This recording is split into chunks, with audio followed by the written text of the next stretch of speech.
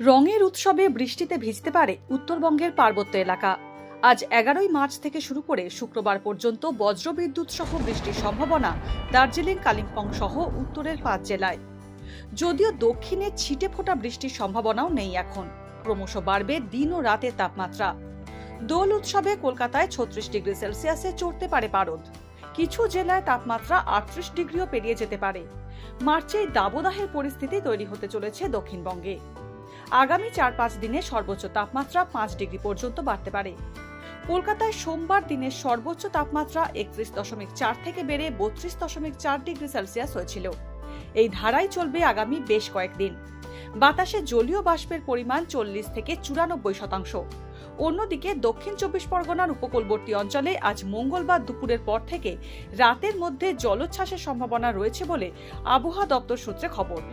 দুপুর 2টোর পর থেকে রাত 12টার মধ্যে জলোচ্ছ্বাসের প্রবল সম্ভাবনার সতর্কবার্তা দেওয়া হয়েছে। ডাউনলোড করুন এই সময় অ্যাপ iOS ও অ্যান্ড্রয়েডের জন্য।